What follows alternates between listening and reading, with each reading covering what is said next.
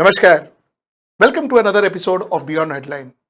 Now, let me remind you, Beyond Headline is a joint venture between The Public and HW News Network. And as usual, I have my friend, colleague, and the chief editor of The Public, Mr. Anand Vardhan Singh, with me. Now, before I go to Mr. Anand Vardhan Singh, this Uttar Pradesh election has been very interesting. Uttar Pradesh election has been interesting because of so many stories that are attached to Uttar Pradesh and the kind of interest, the national interest that Uttar Pradesh elections has drawn. In fact, I have seen tremendous amount of interest, enthusiasm, betting that is happening in Maharashtra on Uttar Pradesh election, possibly a little more than what was happening in Maharashtra election itself. So there has been a lot of interest and excitement. Like I said, there has been a lot of interesting stories, Singh Saab. Last time we saw the district magistrate change his board from saffron to green to red and so on and so forth. So those interesting stories, a lot of symbolism that got shot down. Symbolism where the Prime Minister said, "Main bach ke aaya," and nothing really happened. That didn't have any traction in Uttar Pradesh. There was a shooting incident where Asaduddin Owaisi was fired upon, they say, but of course the bullet was aimed at the tire and not at the person. All the same, a lot of things happened. A lot of interesting stuff happened, but it really didn't have much of difference in the election. Now, another thing, let me tell you, Singh Saab, before I come to you, Mr. Anand Vardhan Singh and us in Beyond Headlines, and Anand Vardhan Singh even in his channel, has been constantly saying that Samajwadi Party is going to win this election. And the edge is always with Samajwadi Party. If you see right from, I guess, February, not even February, January, if you see our episodes and start following us, most of the times we were saying, now, you know what we are actually doing now is one of the most dangerous things in digital journalism or broadcasting or whatever, because we are saying that, this is what we believed in, and we feel that that is what's going to happen in Uttar Pradesh. But there are reasons why he says what he says, and there are analysis that he has to back it up. So that's the point. So Singh Saab, back to you. Seventh phase has been termed as the most crucial phase, and a phase which is basically a complete Samajwadi domain. It's a phase where Samajwadi Party is supposed to dominate. Is that how it is, Singh Saab, or do you see it differently? I remember my words. I remember that term seventh phase, as I have always said, it is going to be the water BJP, and I still hold that thing. Now, having said that, as you rightly said, that the whole, not only but the whole nation is looking towards what is going to be the result of Uttar Pradesh, and I feel that today this nation has a lot of questions to be answered. Because somehow the way the India is being governed, the way Uttar Pradesh is being governed, a lot of questions are being asked. And I think Uttar Pradesh lives up to its name, Uttar Pradesh. We are able to give answers to a lot of questions which the Aam Aadmi of this country, this state is asking. Now, as you said that I was taking a stand right from the very beginning. I will always say the Kisan movement was the time when one can feel the pulse that people are not happy. Corona mismanagement, all this was happening. People were suffering, but somehow the anger was not there. But that Kisan Andolan, somehow people got together, the anger got together, and then they started asserting themselves. Then they started they started discussing these things. If you see the electronic channel, I mean, if you see the electronic media, I will say January, February, they all were of the opinion that BJP is sweeping election or BJP has edge always.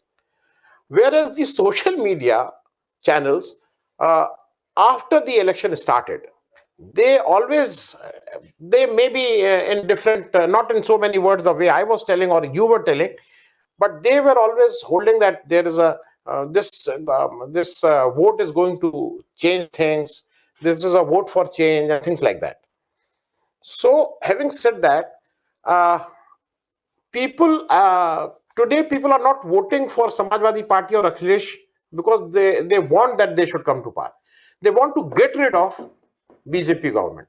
So I will say that people are that anger, that suffering, that problems which they have faced in last 2.5 years, that everything together have made and they have made their mind that they want this government to go. So that is why they want a new government, a new party to govern them, and somehow it is only Samajwadi Party and Akhilesh Yadav, they find that they can only provide that because other parties they don't find in a position to give that alternative to BJP. You know, Singh Saab, what you just said, it reminded me of late Vinod Dua. In fact, Dua ji, in general elections, when we were having a show like this, he had made a comment. He said, you see, there are two kinds of activities, two kinds of things that happen in an election. One is a wave and other is an undercurrent. A wave gets a popular leader to the seat, and undercurrent ensures that the leadership is moved out and gets somebody else to the seat. So a wave is something where you vote in somebody, and an undercurrent is where you vote out somebody. So you're technically telling me, I want to revisit this analysis of yours, Singh Saab. Are you saying that there is no wave of Akhilesh Yadav? Because Akhilesh Yadav seems to be gathering a lot of moss. He seems to be gathering a lot of people, isn't it?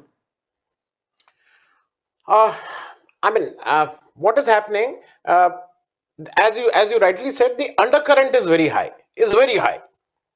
So I will say that 80% is the undercurrent. Yes, 20% you can say is wave, but I will still say it is not wave because people are afraid. Today you go on the streets, on the very first thing, people are not ready to open their mouth. Leave aside people, leave aside the ordinary people. I am talking of the people of the journalists, of the media people who know this. Off the camera, they say something different. Between you and me also, we have seen this. Off the camera, on the camera, there are two opinions which they are telling. People are not ready to call a spade because they feel that if BJP government comes back or it's not defeated, it will come with a vengeance and it will be very difficult because it is generally felt that this is a revengeful government. This party takes revenge. So that is why people are afraid of it. Most of the people are not in a position or don't want to open their mouth, to air their opinion and things like that. So somewhere down the line, you are saying that but if I were to ask you, I'm just trying to reframe this question. If I were to ask you, who is the most popular leader currently in Uttar Pradesh, what will be your answer be, Singh Saab? I will always say popular doesn't it's whom you want to govern yourself. Let me put it this way, because popularity wise I will still hold Modi as a popular leader. Let me be honest about it. But Modi is the prime minister of the country. Now when it comes to governing Uttar Pradesh, I feel Akhilesh Yadav today has an edge over Yogi Adityanath. There was a time when Yogi Adityanath was much ahead of Akhilesh Yadav, but because of the anti-incumbency of his government, anti-incumbency of the central government, because this is not only individuals. It is if Yogi Adityanath can become chief minister only if BJP wins. Akhilesh Yadav will become chief minister if Sapa wins. So the answer is not directly that this versus this. It is party and leader both together. I think Akhilesh Yadav is ahead.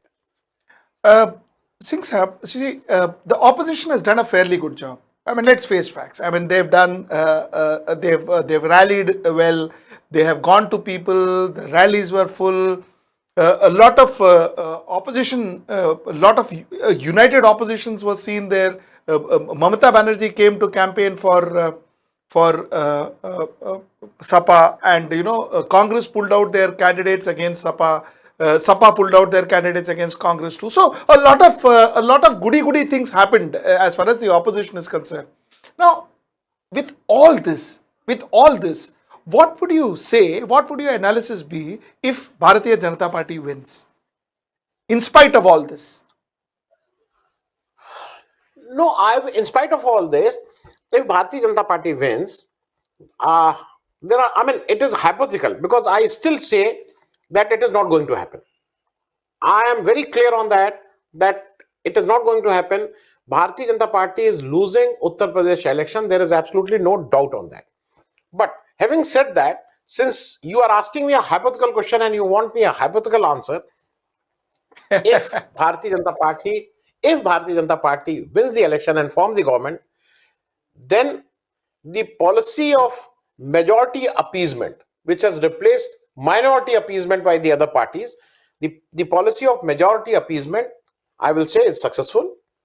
I will also say that people are happy with communal. They are more happy with this Hindu-Muslim thing.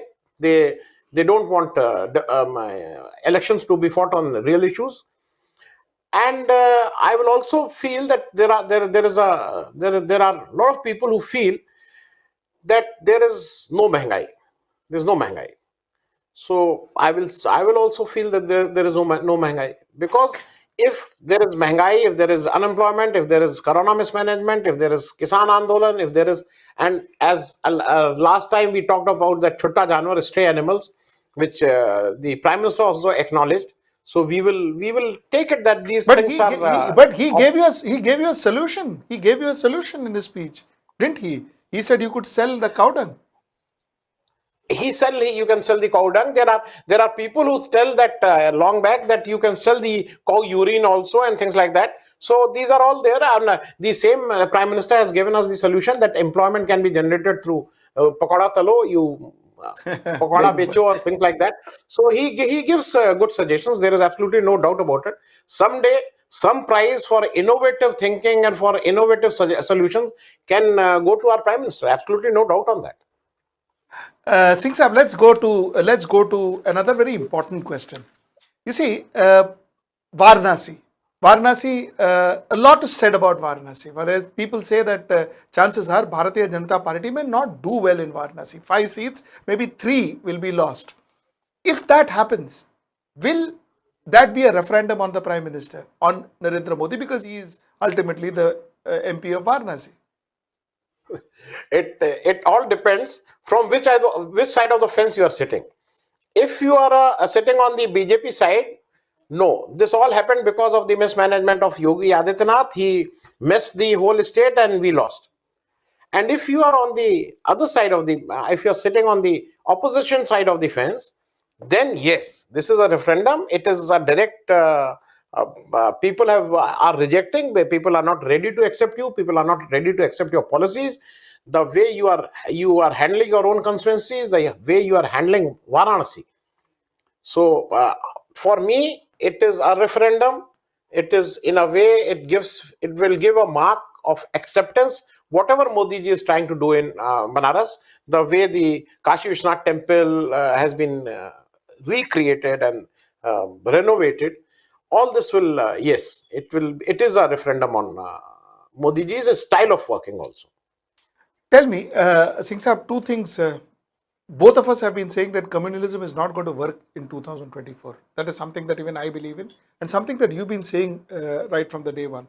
You've been saying that communalism is not going to, polarization is not going to work much in Uttar Pradesh. Second thing that we saw is symbolism has stopped working. Like I said in the initial stages of the show, that symbolism, the Ukraine issue, the firing on Asaduddin Owaisi issue, the security, Prime Minister security issue, these issues just didn't take off in Uttar Pradesh. Now, can we conclude that possibly from here on, symbolism and polarization may not work in India the way it worked before? I will always say, I always hold this opinion that it has never worked. Why I am telling you is this? Because after the 92 Babri Masjid demolition and after 2002 Godhra, BJP lost both the elections. BJP lost both the elections. After 2002 Godhra, in the normal circumstances, BJP should have won that 2004 general elections, but they lost. So I have faith in the knowledge, in the secular spirit of this country, of an average Indian, that they will reject any of these designs by any of the parties who come out with this, that there should be a Hindu-Muslim divide and things like that. Uh, the it was more of a Ram Mandir card than the communal card, because Ram Mandir is not an issue now, because Mandir has already been constructed by an order of the court. So I think no more issues on. They will not be able to divide Hindu Muslim, or they will not be able to polarize these things uh, between Hindu and Muslim. That is I'm absolutely sure on that, and that is why there I will say there is a polarization this time. There is a polarization of governance and non-governance. There is a polarization of bad government, anti-incumbency, and someone who is looking for this. The anti-BJP vote is not being divided into main three opposition parties. I will say Congress is a very minor party, but still, Congress, BSP, and SP are not dividing, are not getting benefit of that party. Only it is Samajwadi Party which is getting the benefit of the anger and the vote of change, to change the BJP government.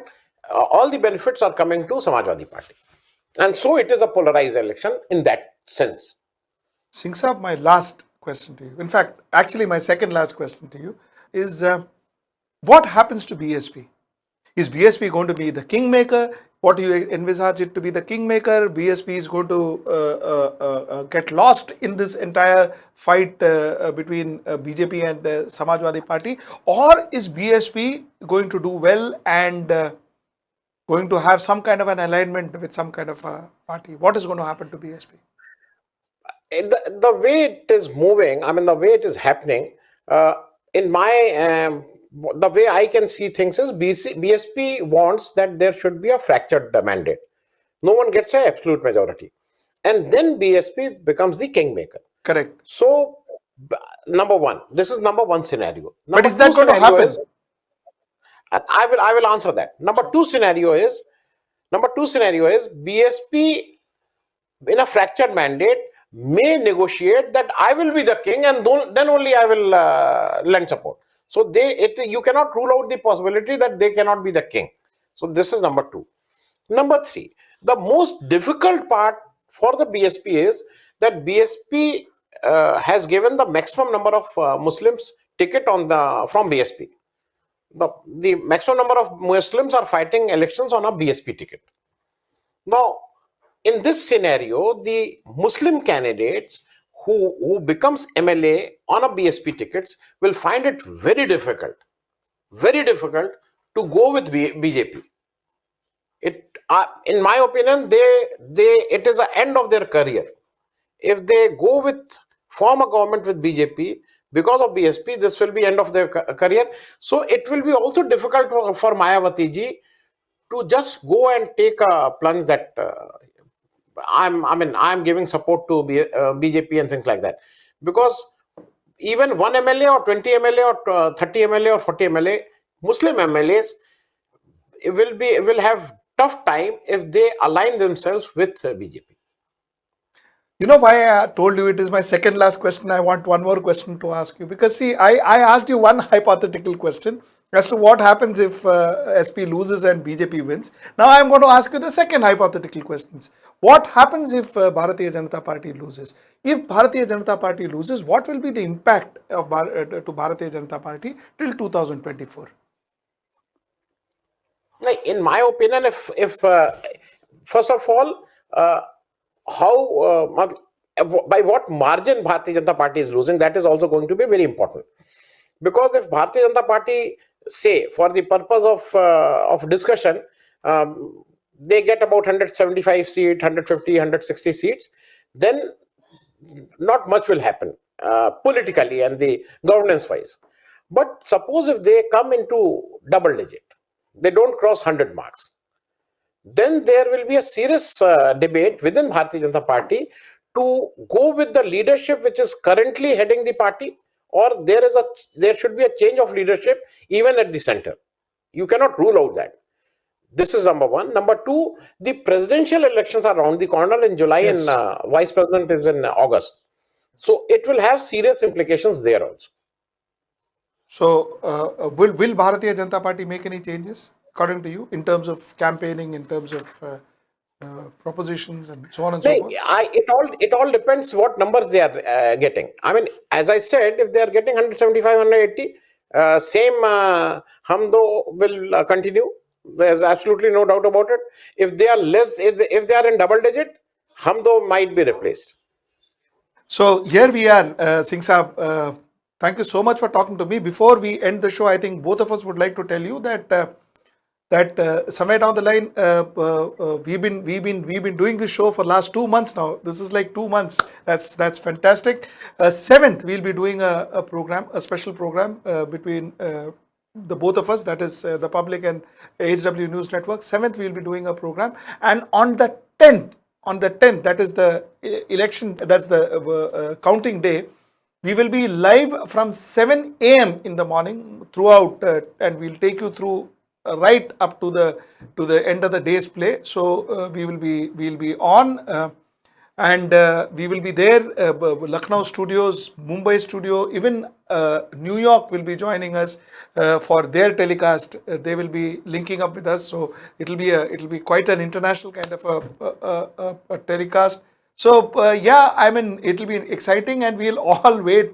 Sonu is on ground. All our boys are on ground, so we'll get a lot of on ground what's happening on ground, and all of that. We are expecting a lot of guests in our studios and online. So it'll be an interesting session, Singh Saab. That's what I wanted to tell the audience, isn't it? And before I leave you, I want to tell HW audience, especially HW audience, people who are watching this in HW. You see, for some odd reasons, we've been given strikes by some weird channels. Some channels which has struck some of our content which were on public domain and which were government content, for crying out loud. So we have been given 2 strikes for some odd reason. Therefore, our programs, our videos are not being distributed by YouTube. So possibly the reason why the strike was given was to contain our program, to contain our distribution, to contain our voice. I would request our viewers, please spread us, because that's the only way that our channel will reach, my programs will reach rest of our audience. Please share our content. Please share all English content. This has happened to the English channel. Hindi and Marathi has still yet not got any strikes, but this has happened to our English channel. And I would request you, please share our content so that our voice is not contained. That's it. Thank you so much. Till I see you next time. Namaskar.